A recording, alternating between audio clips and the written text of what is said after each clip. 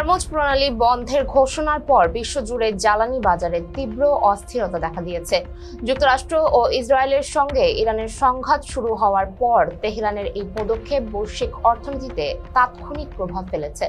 বিশ্বের প্রায় 20% অপরিশোধিত তেল যে পথ দিয়ে পরিবহন হয়, সেই গুরুত্বপূর্ণ জলপথ কার্যত অচল হয়ে পড়ায় তেলের দাম বেড়েছে এবং শেয়ার বাজারে অস্থিরতা তৈরি হয়েছে। বিশেষ করে এশিয়ার দেশগুলো সবচেয়ে বেশি ক্ষতিগ্রস্ত হচ্ছে, কারণ তাদের প্রায় 90% জ্বালানি আমদানি এই প্রণালীর ওপর নির্ভরশীল।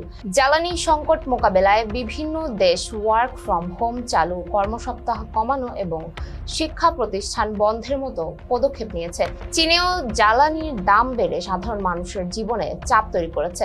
ভারতে গ্যাসের ঘাটতির কারণে শিল্প খাত বড় ধাক্কা খেয়েছে। গুজরাতের সিরামিক কারখানাগুলো বন্ধ হয়ে পড়েছে, ফলে লাখো শ্রমিক অনিশ্চয়তায় দিন কাটাচ্ছেন। মুম্বাইয়ে অনেক রেস্তোরাঁ আংশিক বা পুরোপুরি বন্ধ হয়ে গেছে এবং গ্যাস সিলিন্ডারের জন্য দীর্ঘ লাইন দেখা যাচ্ছে। ফিলিপাইনে জ্বালানির সংকটে জরুরি অবস্থা জারি হয়েছে, যেখানে পরিবহন খাতের চালকদের আয় উল্লেখযোগ্যভাবে কমে গেছে। একইভাবে থাইল্যান্ড, শ্রীলঙ্কা ও মিয়ানমারের জ্বালানি সাশ্রয়ে বিভিন্ন কড়াকড়ি আরোপ করা হয়েছে।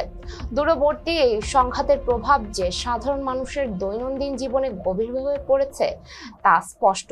জ্বালানির সংকট দীর্ঘায়িত হলে বৈশ্বিক অর্থনীতি ও জীবনযাত্রার উপর আরো বড় ধাক্কার আশঙ্কা করছেন বিশ্লেষকরা।